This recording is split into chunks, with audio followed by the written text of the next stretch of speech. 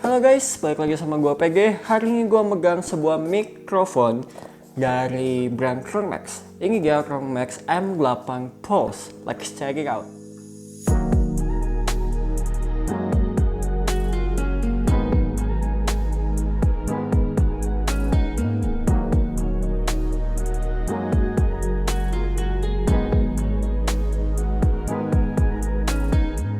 Oke, so ini adalah mikrofon yang launching udah cukup lama dari Chromemax.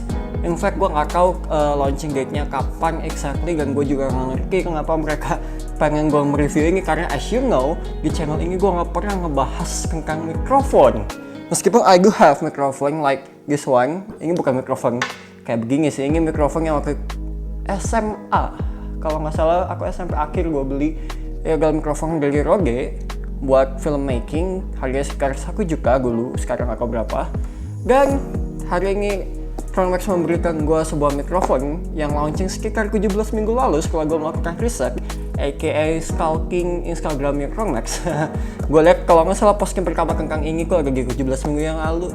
That means dia launch sekitar bulan Agustus kalau gue tidak salah kalkulasi. Anyway, sekali lagi gue bukan orang yang audio, dan buat gue yang paling penting itu dari mikrofon yang bikin suara gue jelas dan gue nggak usah teriak-teriak pas ngomong. That's why gue punya mikrofon yang gue pegang sekarang, yang mikrofon wireless dari Boya. Alasan gue beli ini karena gue males teriak-teriak tempat umum cuma buat bikin vlog. So ya, gue nggak gitu tahu tentang mikrofon, but let's check this out. Oke, sebelum kita mulai unboxing, kita syncing dulu mikrofon-nya, dan ayo kita mulai unboxingnya. By the way, mic ini tentu saja udah bisa kalian beli di online shop favorit kalian dengan harga sekitar 490 sekian ribu. Gua lupa exactnya berapa. Tapi yang jelas ini mic yang cukup murah, karena seumur hidup ini mic paling murah yang pernah gue punya. Karena dulu itu mikrofon harganya mahal banget, dan ini mic filmmaking yang paling murah yang bisa gue temuin di everywhere. Ini kalau mic filmmaking yang paling murah yang bisa gue temuin. Kedua adalah mic ini adalah mic wireless juga yang murah yang bisa gue temuin. Ini adalah mic dari Boya. I can't say kalau reggae, but whatever. Dalam box Chromemax ini kita mendapat what is this? Kita mendapat buku garansi dengan important notes. Important, all condenser microphones are very sensitive to moisture. For close vocal use, Chromemax strongly recommends the use of a pop filter or foam screen to prevent permanent damage on the transducer. Okay, this seems like important karena semuanya di background merah. Anyway, intinya adalah untuk mic condenser seperti yang si Chromemax ini punya, termasuk si Rode ini juga aslinya condenser, dia bukan shotgun. Kita direkomendasikan untuk memakai semacam wingsock kayak begini, which is kalau di mikrofon jenis begini bisa namanya pop filter. Itu adalah filter yang bulat gitu, yang agak kanannya, dan kita bisa taruh di jepit di meja atau gimana gitu, biar mulut kita nggak kontak langsung sama mikrofonnya. Well, of course mulut kita nggak akan kontak langsung sama mikrofonnya in terms of physical touch, but kalau kita ngomong agak ludah, air liur yang tidak sengaja muncrat, dan itu bisa membahayakan untuk mic ini. Jadi I guess sebelum nanti in case gue akan melakukan streaming ataupun recording menggunakan mikrofon ini, gue akan membeli pop filter dulu untuk mencegah kerusakan. Dan kita lanjut. Dalam boxnya kita dapat manual book yang tentu saja akan gue baca karena ini sangat panjang. But anyway, intinya mic ini harusnya plug and play. Dan ya udah, intinya ini harusnya plug and play karena di website-nya dia bilang ini juga plug and play. So ya, kita coba aja nanti.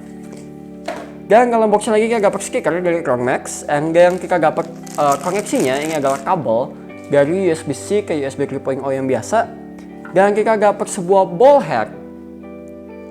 Oke, ini ball head yang cukup sturdy, cukup kokoh, dan well, we got it for free. Dan kita juga dapat tripod kecil di sini untuk naruh mic-nya, dan ini juga tripod yang cukup sturdy. Can you hear that? That's metal. Anyway, ini adalah sebuah gift yang lumayan bagus karena dulu pas gue sering main di filmmaking, nyari ball head itu mahal. Gue waktu itu pernah beli yang bagus, dia sekitar 150.000 untuk satu ball head. ya kadang kita butuh lebih dari satu buat boom, buat light scan dan lain sebagainya. Jadi kita butuh banyak ball hack, dan kita dapat the fact kita dapat ball hacking secara free adalah wow, skill gil. Dan clipboardnya juga tangguh. Dan untuk masang ball hack ke clipboardnya kita tinggal muter. Jadi I guess ini adalah ball hack yang khusus buat clipboard ini, which mean kalau hilang kalian nggak bisa beli spare partnya dan kalian harus cari pasangan ball hack dan clipboard yang lain, yang kebanyakan kalau harganya di bawah 100 ribuan biasanya jelek. Kalau kalian mau pakai sebagus ini, I bet kalian harus ngeluarin sekitar 200 ribu rupiah karena ini cukup skrigi. And that's my filmmaking experience. Dan tentu saja kita dapat mikrofon dan sebongkah busa. Kita dapat mikrofonnya, look at that slick boy, keren sih, ini minimalis. Kecil, mikrofonnya cukup kecil, and it's very compact. Dan cukup bagus juga build quality-nya, so yaudah.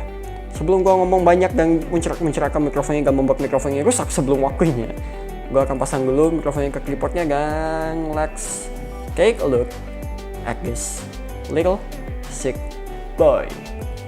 Oke, so kita sekarang akan coba mikrofonnya langsung, but first thing,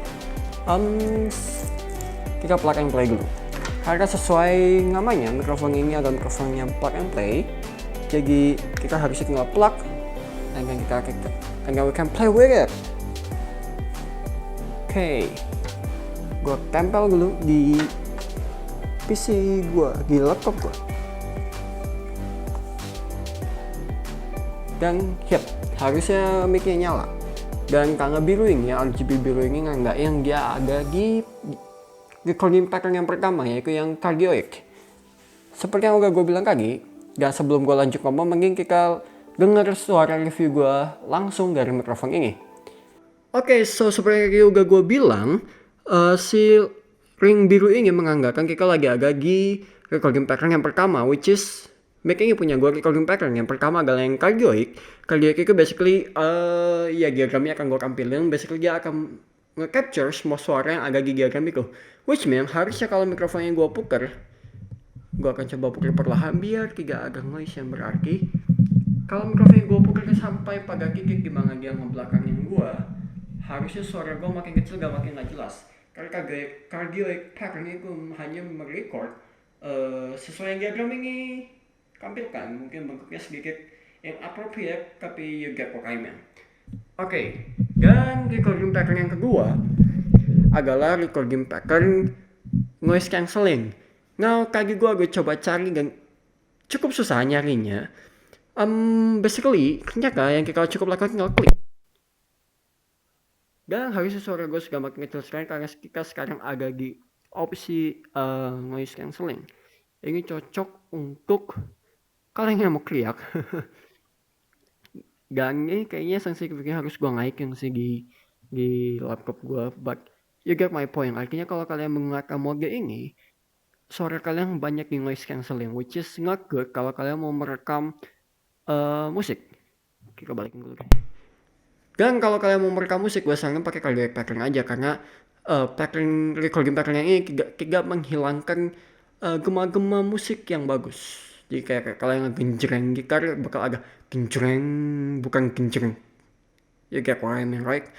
Intinya begitu. Dan yang nganggain gue pattern itu berbeda adalah si ring biru ini. Kalau kalian lagi ada di cardioid pattern, ring birunya akan scale begini. Tapi kalau kalian lagi ada di pattern yang satu lagi, yang noise cancellation pattern, ringnya akan dalam mode break. Artinya dia akan terang terus gelap. Itu bakal nganggain kalau kalian lagi ada di pattern berikutnya. Dan selain gua recording pattern itu, mic ini juga punya beberapa tombol di belakang. Seperti tombol yang tadi kita mencet itu, kalau kita pencet sekali, dia akan membawa kita ke pattern yang berbeda. Dan kalau kita pencet cukup lama, sampai ringnya warna merah, harusnya kalian udah gak bisa ganti suara gua lagi. Suara yang kalian dengar sekarang adalah suara dari mic Boya ini, makanya mungkin kedengarannya sedikit berbeda. Kita nyalain lagi micnya. Dan di belakang juga kita punya jack headset. Jadi kalau kalian pengen denger suara kalian live sambil kalian recording, kalian bisa tinggal pasang jack headset kalian terus denger, kelar. And then ada juga wheel buat volume. Tadinya gue pikir ini agak volume buat sensitivity mic-nya, tapi setelah gue low yang volumenya, tidak agak perubahan yang berarti. Dan malah di laptop gue mengampilkan ini adalah volume untuk ngubah speaker. So I guess volumenya adalah volume buat headset yang bakal dicolok ke mic ini, bukan necessarily sensitivitas dari mic ini. Dan kalau kalian mau ngatur sensitivitasnya, kayaknya ada cara lain selain kalian aktif sendiri di PC kalian. So hal lain yang dibanggakan oleh mic ini adalah mic ini sangat perfect buat screaming, sesuai namanya perfect for screamer, yaitu tagline dari M8 Pulse ini. Meskipun gue bukan screamer, mungkin suatu hari gue akan coba screaming game kayak yang gue lakukan beberapa hari lalu. Tapi nanti gue akan coba. Intinya you get my point, lu udah denger suara gue sekarang. Menurut kalian gimana suaranya? Karena buat gue pribadi ini suaranya cukup bagus. Meskipun gue belum bandingin sama MacBook ini secara audio, nanti gue akan kulik kesimpulan gue di sini. Habis sekarang gue kulik kesimpulan gue di sini. Menurut gue bagaimana perbandingannya dengan MacBook yang gue lagi pakai sekarang.